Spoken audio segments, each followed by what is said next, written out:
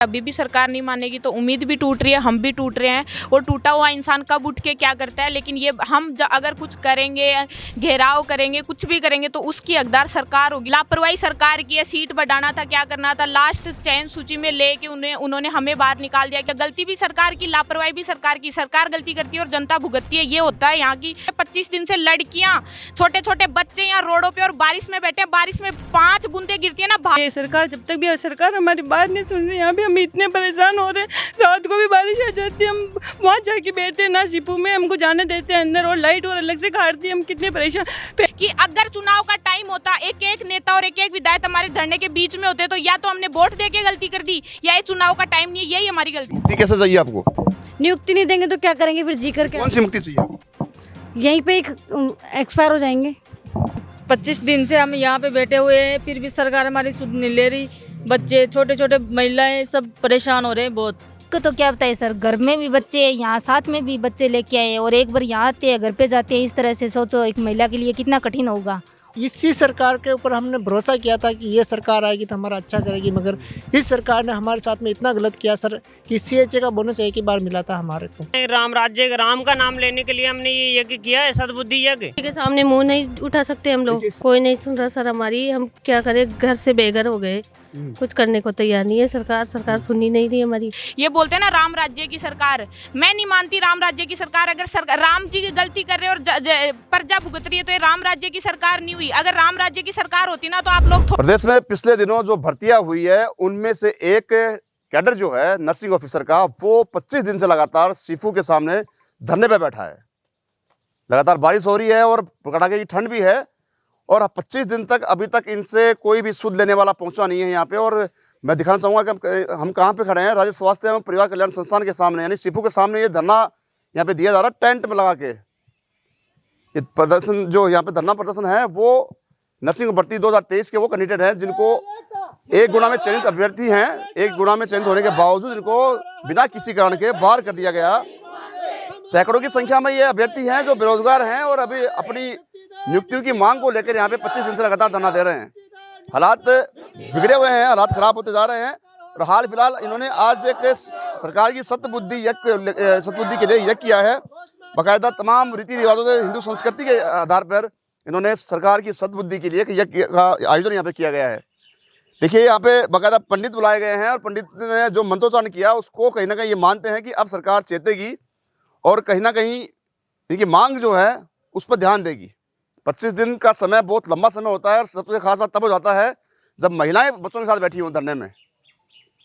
मैं पीछे पहले भी दिखा चुका हूं, मेरे पीछे जो खड़ी हैं महिलाएं, इन बच्चों को लेकर इस ठंड में, आज भी बारिश हुई है, लगातार बारिश का दौर भी शुरू है और ठंड कड़ाके की चल रही है। मौसम विभाग ने भी चेतावनी दे दी है, लेकिन सरकार की तरफ से अभी तक, या अधिकारी की तरफ से, प्रशासन की तरफ से कभी तक कोई रेस्पॉन्स इनकी तरफ नहीं झुकाव मिला जिससे कि ये संतुष्ट हुए।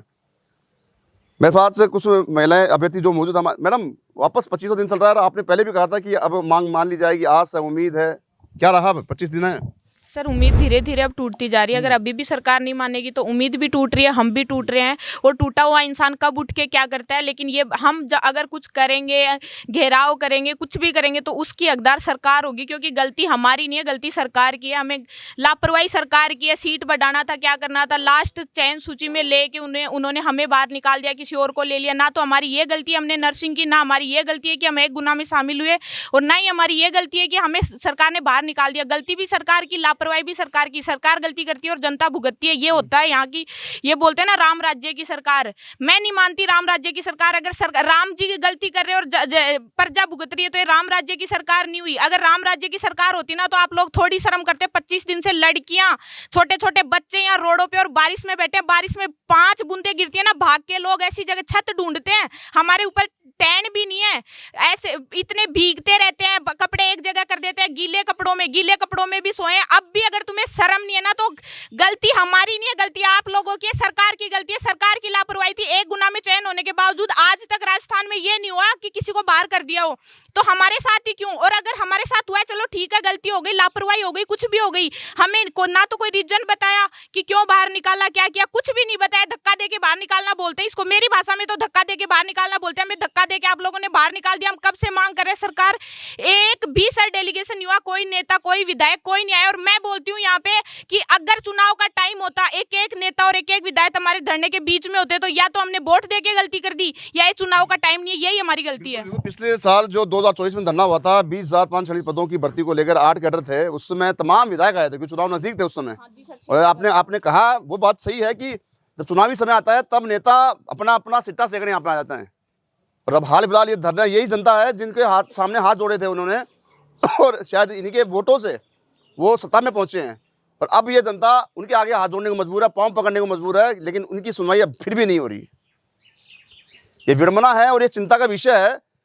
सरकार लगातार दावे कर रही है, सरकार का मानस भी है कि तमाम बेरोजगारी खत्म करके इनको भी न्याय मिले, लेकिन सरकारी मशीनरी की उदासीनता तो देखिए चरम पे है। सरकारी मशीन चाहती ही नहीं कि बदनलाल सरकार जो है अपना अच्छा काम करे, वाहवाही हो, लेकिन हमेशा कोई ना कोई ऐसा काम कर जाती है, जानबूझ के करती है कि कहीं ना कहीं बदनलाल सरकार की थूथू होती है। कांग्रेस विपक्ष में बैठा हुआ है और मजबूती से अपने विपक्ष का निभा रहा है, लेकिन हाल बात ये बन चुके हैं कि विडंबना है कि बच्चों के साथ ये सरकार सोई हुई है, अधेड़ सोए हैं बच्चों के साथ, कड़ाके की ठंड में महिलाएं स्पेशल बैठी हुई हैं। बहुत शर्म की बात है, शर्मनाक बात है। ये मैं कई बार कह चुका हूँ खबर में कि सरकार चाहती है वास्तव में, पर सरकारी महकमा जो है वो कहीं ना कहीं लिपापोती करने में तुला हुआ है। मैडम क्या नाम आपका?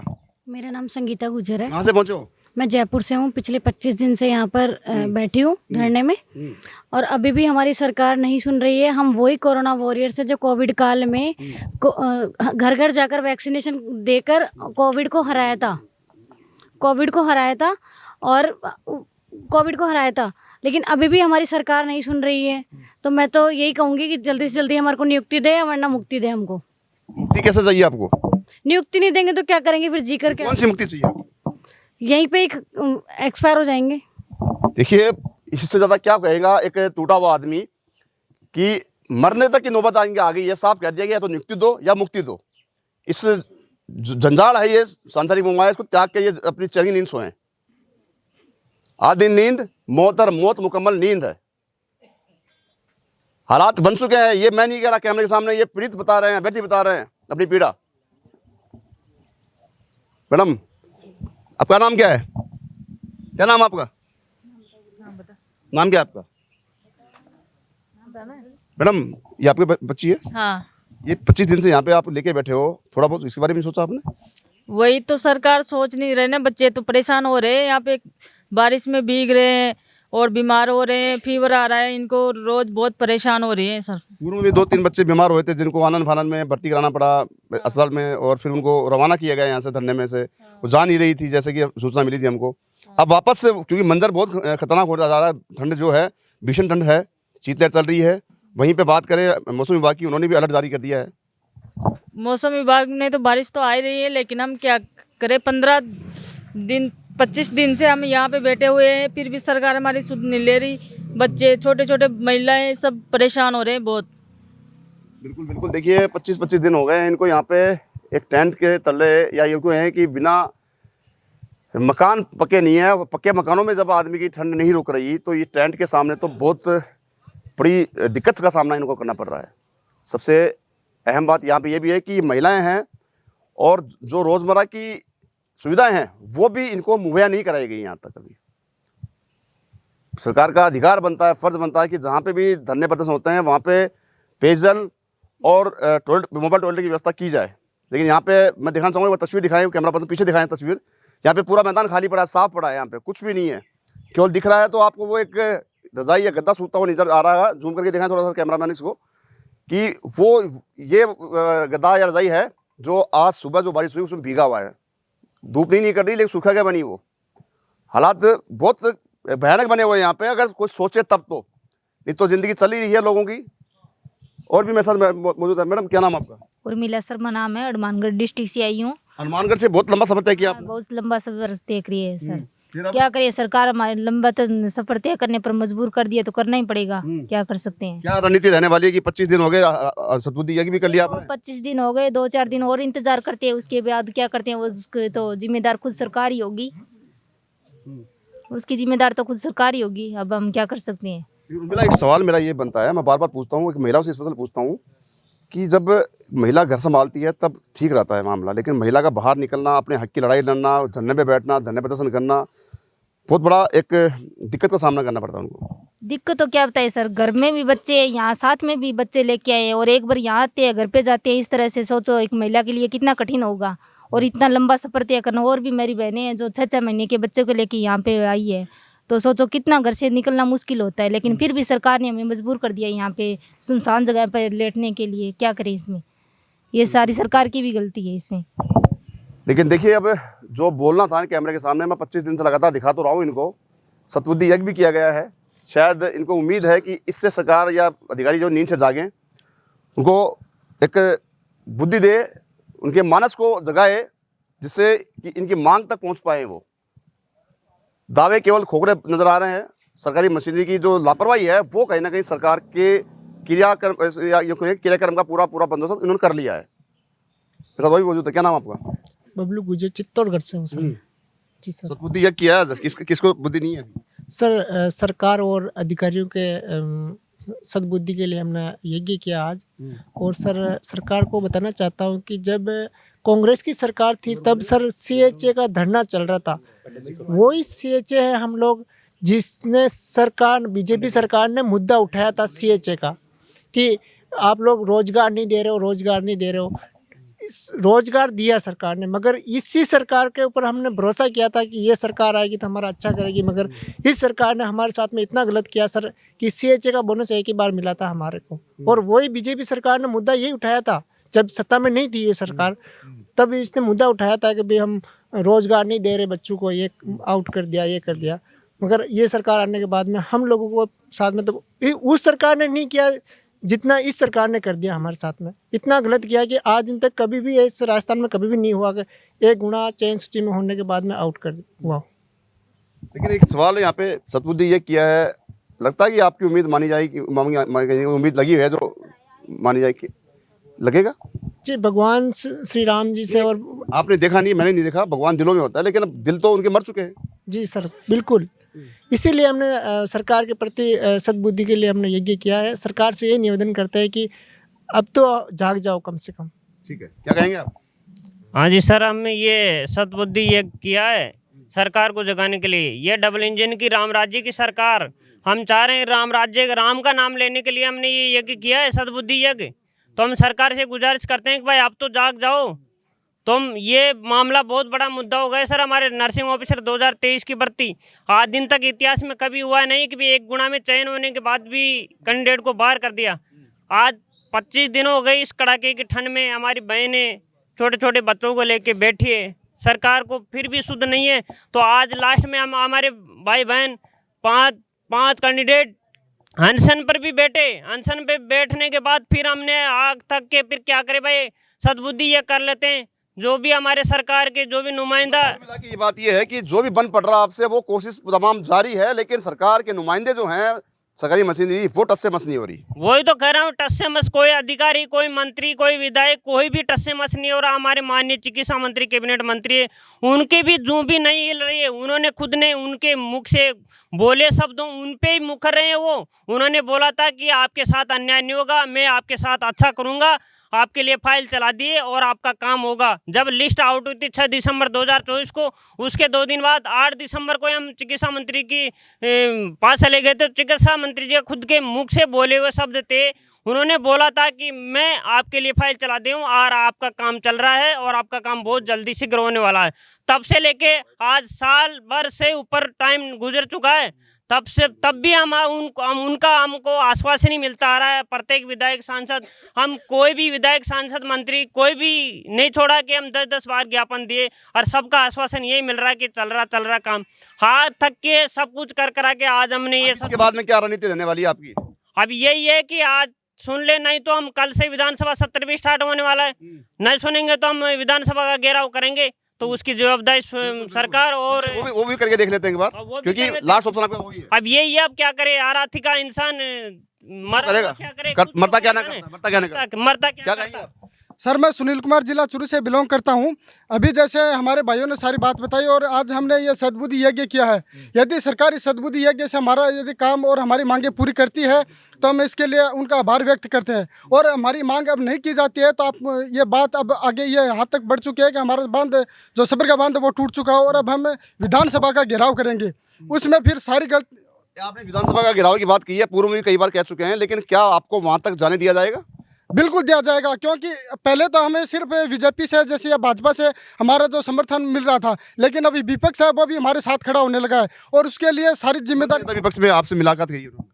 अभी जैसे कांग्रेस के विधायक हैं और उनसे हम मिले हैं और उनका जो थोड़ा थोड़ा हमें समर्थन मिलने लगा है। उन्होंने बोला यदि आपका काम होता है ठीक है, नहीं हम आपके साथ हैं, और उसमें कांग्रेस हमारे साथ जाएगी और बिल्कुल उनका समर्थन मिलेगा और हमें हमारी मांग पूरी कराएगी। बिल्कुल बिल्कुल। देखिए यहाँ पे अब विधानसभा घेराव की तैयारी पूर्ण रूप से तैयार है। कल से यानी 28 जनवरी से विधानसभा का सत्र शुरू होने वाला है, शीतकालीन सत्र शुरू होने वाला है। तमाम तैयारियां विधायकों ने, सरकार ने कर ली है विधानसभा सत्र की, लेकिन इधर ये भी तैयार बैठे हैं, इसमें दो राय कोई कतई नहीं है, ये भी तैयार बैठे हैं। अब कब क्या कहाँ से डंका बच जाए वो देखने वाली बात होगी। मैडम क्या नाम आपका? मेरा नाम सोनू है, मैं चित्तौड़ से आई हूँ। चित्तौड़गढ़ से इतना लंबा सफर, कड़ाके की सर्दी में एक महिला हो और धरने में पहुंची हो आप? जी सर, मैं बच्ची को लेके आई थी, 1.5 साल की बच्ची को। यहाँ पे बारिश में वो इतनी बीमार हो गई, हम उसको घर पे छोड़ के आए। सरकार जब तक भी सरकार हमारी बात नहीं सुन रही, यहाँ पे हम इतने परेशान हो रहे हैं। रात को भी बारिश आ जाती है, हम वहाँ जाके बैठते हैं ना सीपू में, हमको जाने देते हैं अंदर, और लाइट और अलग से काटती है। हम कितने परेशान।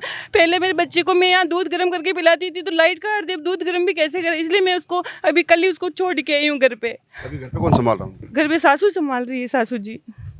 देखिए विडम्बना देखिए कि लाइट तक यहाँ पे कट कर दी गई। इनकी आरोप है कि इन्होंने, जैसा कि मैंने पूर्व में दिखाई थी बात को कि लाइट कट कर दी, तो पूर्व में जब हमने बात की मैनेजमेंट से, सीफू मैनेजमेंट से, तो उन्होंने कहा कि इन्होंने इलीगल तरीके से तार जोड़े थे, फॉल्ट हो गई। और फॉल्ट होना बात अलग है, हो सकता है फॉल्ट हो सकता है, लेकिन आज तक 10 दिन तक ठीक नहीं हुई, बहुत शर्म की बात है। अधिकारी चाह रहे हैं, ठंड कड़ाके चल रही है, ये महिलाएं कैमरे के सामने रोती है, अपना दुखड़ा रोती हैं, लेकिन वहाँ तक नहीं पहुँच पाती बात जहाँ तक पहुँचनी चाहिए। वो चाह रहे हैं कि कैसे भी इनका खत्म हो धरना और अपन चैनी नींद सोएं। जो करना था वो कर चुके हैं। बहुत विडम्बना है, चिंता का विषय है ये। भजनलाल जी, मैं वापस आपसे निवेदन कर रहा हूँ मेरे चैनल के माध्यम से, कैमरे के माध्यम से, इस खबर के माध्यम से। खबर मेरे लिए खबर नहीं है, ये एक मुद्दा है जो कि इनका उठाया है और आप तक पहुँचाने की कोशिश की है मैंने, कि इनके हालात देख लीजिए। कैमरा पर्सन दिखाएं एक बार, इनके हालात दिखाएं कि किस कदर यहाँ पे खड़े हैं सर्दी में, और कड़ाके की सर्दी है, माइनस में टेम्परेचर जा रहा है राजस्थान का, लेकिन हालात ये बन चुके हैं कि यहाँ तक कोई भी नुमाइंदा यहाँ पे पहुँच नहीं रहा, ना इनसे बात की जा रही है। अब लास्ट में इन्होंने एक और हथियार अपनाया है, सद्बुद्धि यज्ञ। अब कल से विधानसभा सत्र शुरू है, तो उन्होंने साफ साफ चेतावनी दे दी है कि जिस प्रकार सरकार तैयार हो रही है, विधानसभा सत्र की तैयारी पूरी कर ली है, हमने भी आंदोलन की तैयारी कर ली है। और साफ साफ कहा है, करो या मरो की लड़ाई हम लड़ेंगे। अब यहाँ पे एक ही ऑप्शन इनके पास है, केवल और केवल लड़ाई लड़ना सरकार से। मेरे साथ एक मैडम और मौजूद है। मैडम क्या नाम आपका? प्रियंका शर्मा है। कहाँ से पहुंची प्रियंका? सवाई माधोपुर से। यहाँ पे पहुंचना और धरना देना, पिछले 25 दिन से बैठे हो कड़ाके की ठंड में, कुछ सुध नहीं है आपकी? कोई नहीं सुन रहा सर हमारी, हम क्या करें, घर से बेघर हो गए, कुछ करने को तैयार नहीं है सरकार सुनी नहीं रही हमारी। सरकार के लिए तो हमने यज्ञ किया है, अभी उनके कानों में रुई डाले तो कुछ कह नहीं सकते। लगता है कि आपकी मांग कहीं ना कोई उम्मीद है आपको कि यज्ञ के माध्यम से पहुंचेगी वहां तक? उम्मीद तो है, देखो फिर भी जग जाए तो देखो, या तो हमें नौकरी दे दो या मुक्ति दे दो, और तो कुछ कर भी नहीं सकते हम। देखिए 25 से तो बचना वही है, इतनी बदनामी हो गई हमारी, और तो क्या हो सकता है सर। पहले तो नौकरी लगा दी और फिर हमें घर से बेघर कर दिया, नौकरी हटा दिया। बिल्कुल, किसी के सामने मुंह नहीं उठा सकते हम लोग। सामाजिक डरा जो है वो भी यहाँ पे कहीं ना कहीं इनको झकझोर रहा है अंदर से। समाज है वो किसी को जीने नहीं देता है। मारवाड़ी में कहावत है कि पगाम पलटी घूमते डूंगा पलटी दिखा हुआ। हालात वो बन चुके हैं यहाँ पे कि पहले इनको नियुक्तियों में चयन कर लिया जाता है और उसके बाद में ऐन वक्त पे इनको यह कह के या बिना किसी कारण के बाहर कर दिया जाता है। इन्होंने मार्केट में खुशियां मना ली अपनी नियुक्तियों की, नौकरियों की, तमाम रिश्तेदारों को उन्होंने बता दिया, बातें आगे तक पहुंच चुकी हैं और खुशी के माध्यम से मिठाई तक बांट दी समाज में। और अब हालात ये हैं कि धरने पे बैठे हैं। अब ये साफ कहा इन्होंने कि किस मुँह से उनसे बात करें, उनको कोई मतलब नहीं है, लेकिन उनसे बात मतलब नहीं है कि नियुक्तियां क्यों नहीं मिल रही, वो सबसे बड़ा सवाल है यहाँ पे। रीजन कोई बताया नहीं अभी तक। इनको 25 दिन से लगातार बैठे हैं। कल से विधानसभा शुरू है, घेराव की तैयारी कर ली इन्होंने भी, उधर सरकार भी तैयार हो चुकी है। अब देखने वाली बात इसमें ये होगी कि इस रण में क्या इनको नियुक्ति मिलेगी या फिर वापस एक बार ये कमज़ोर या यूँ कहें कि बेरोजगार युवा ऐसे ही धरने प्रदर्शन को उतारू होगा। सो कैमरा पर्सन सचिन के साथ संदीप अग्रवाल, गोल्डन न्यूज़, जयपुर।